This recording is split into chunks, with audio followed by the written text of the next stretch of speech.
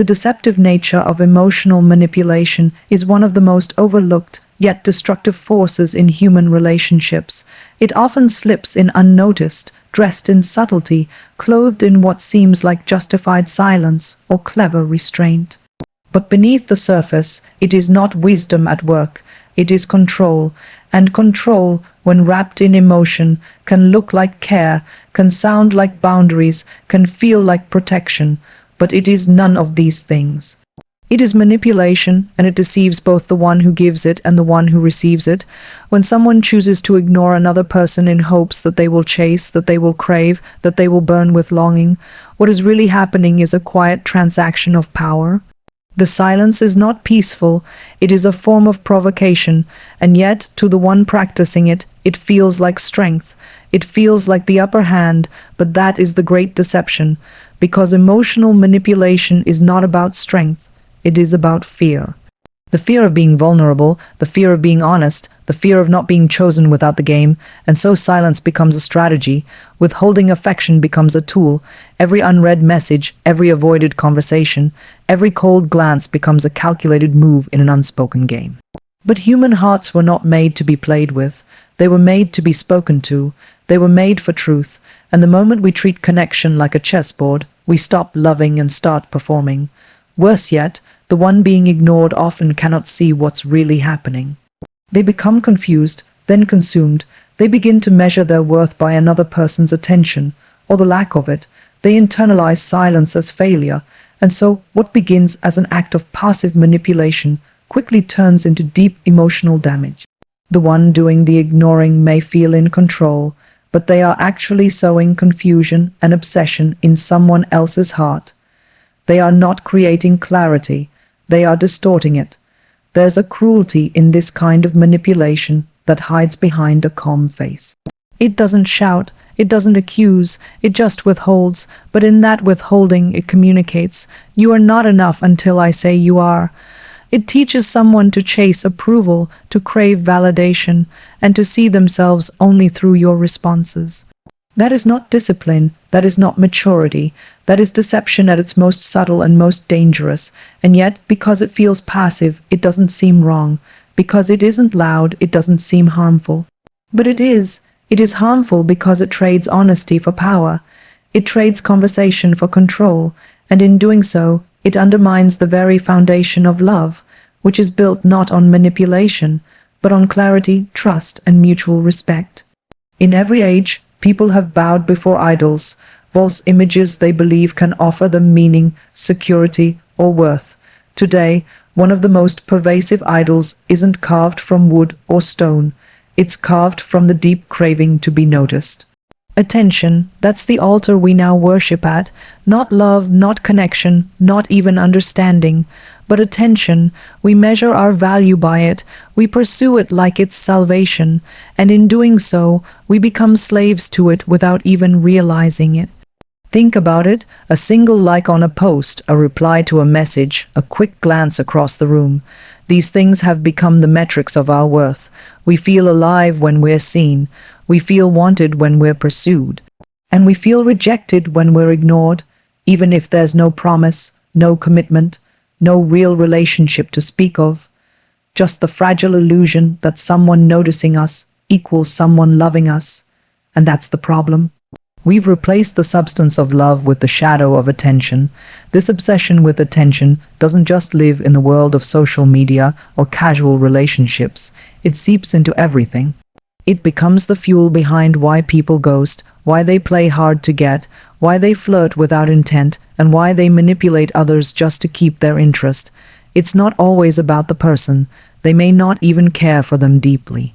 What they care about is that someone is watching, someone is trying, someone is giving them proof that they matter.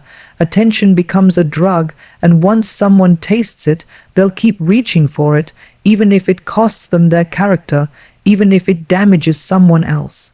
But here's the twist: when people begin to crave attention more than truth, more than love, more than God Himself, they lose the very thing they were hoping to gain, because attention can never satisfy the soul. It was never meant to. The human heart wasn't made to be fed by glances or words of affirmation alone.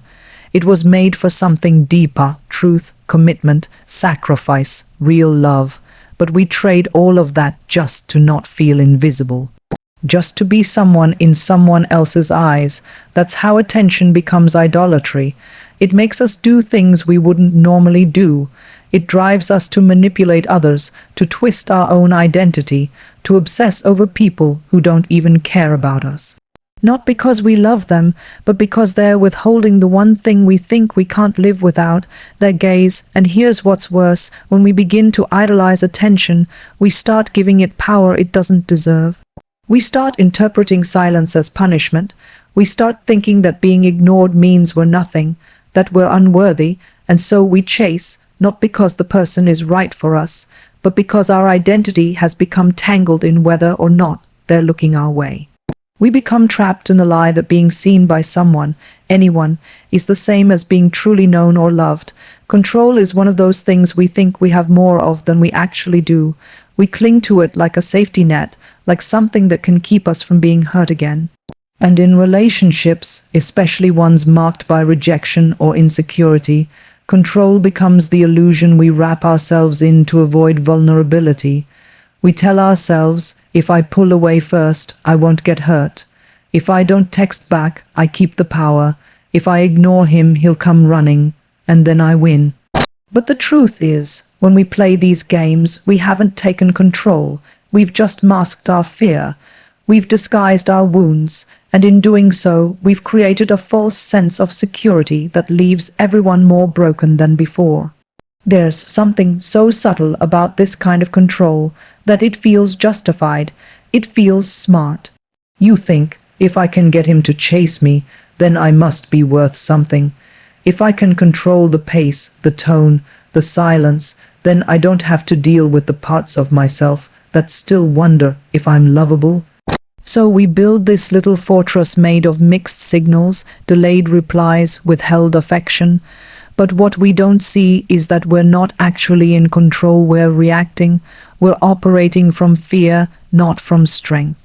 And fear is a terrible guide. It always takes us further into the dark, never closer to the truth. People think ignoring someone gives them the upper hand, that silence is some kind of weapon that draws the other person in, forces them to feel small, desperate, powerless. And maybe for a moment it works. Maybe he does text again. Maybe he does start to obsess. But that's not control. That's just manipulation.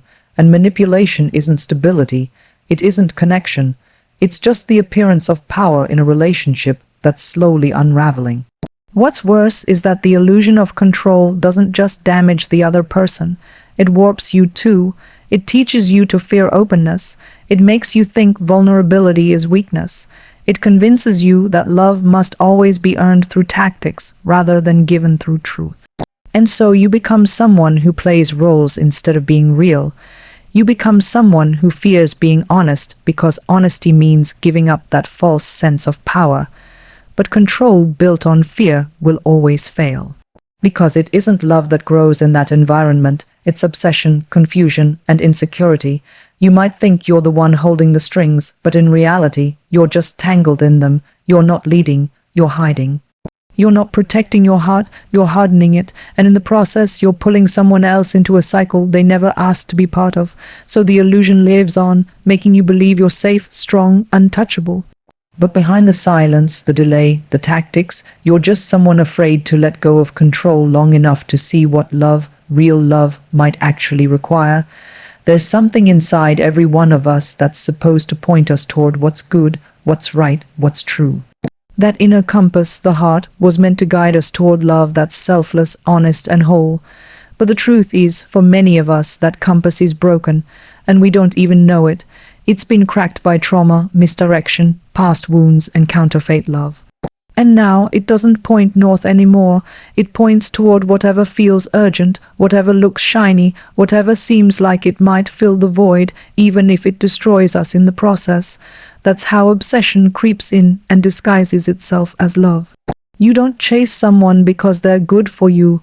You chase them because your heart has been trained to equate pain with passion. Silence feels like mystery. Indifference feels like power. So you interpret rejection as a challenge, and suddenly the one who ignores you becomes the one you want the most, not because of who they are, but because of what your broken compass tells you they mean. You believe the chase is proof of value, that longing is proof of love, but it's not. It's just confusion wearing the face of desire, and this confusion runs deep. If you've ever been overlooked, abandoned, or made to feel like you had to earn love, then the silence of another person won't feel like a red flag. It'll feel familiar. It'll feel like home. That's the lie. That's how twisted our hearts can become. We start to crave the very thing that once broke us. We start thinking that obsession is romantic, that anxiety is intimacy, and that if someone can just look our way, we'll finally be enough. But that isn't love. It's dysfunction. It's the compass spinning wildly with no real direction, pulling us deeper into pain disguised as affection. And the worst part is, when your heart's compass is broken, it will reject what is good. Kindness feels boring, consistency feels suspicious, stability feels too quiet to trust, and so you run from the very things that could actually heal you, and you run toward the things that will only keep you wounded. You don't mean to, but your heart doesn't know how to choose otherwise. It's been trained in survival, not in truth. So when someone ignores you and you start to feel more drawn to them, you have to ask yourself, am I really in love, or is my heart just returning to the pain it's always known? Because obsession isn't love, it's love gone wrong. It's desire with no direction. And if you don't stop and realign that compass, if you don't let it be corrected by truth instead of emotion, you'll spend your life chasing people who were never meant to lead you and calling it destiny. You'll mistake dysfunction for devotion and wonder why it always ends in heartbreak. There comes a point when games won't work anymore, when silence starts to feel empty instead of powerful, when trying to control someone through attention, through withholding, through obsession, just feels tired. That's where truth comes in. That's where clarity walks in like a light into a room we've kept dark for too long. Because no matter how clever we think we're being, no matter how many tactics we use to protect ourselves or pull someone in, deep down we know we're not made for confusion. We're made for truth, and not just the truth we tell others, but the kind we have to face in ourselves. It takes courage to look someone in the eye and say what you mean to say. This is where I stand. This is what I feel. This is what I want or don't want. And that kind of honesty, real, steady, vulnerable honesty, feels like weakness in a world that rewards games, but it's not weakness, it's strength. Clarity is not cold, truth is not cruel. In fact, it's the most loving thing you can give another human being. Because it frees them, it releases them from confusion, from false hope, from the exhausting cycles of trying to read between the lines of someone who won't just speak. And for those who think ignoring someone will make them fall harder, or that being distant is the only way to protect your heart, there's a better way, there's a higher call, and it doesn't come through silence or manipulation.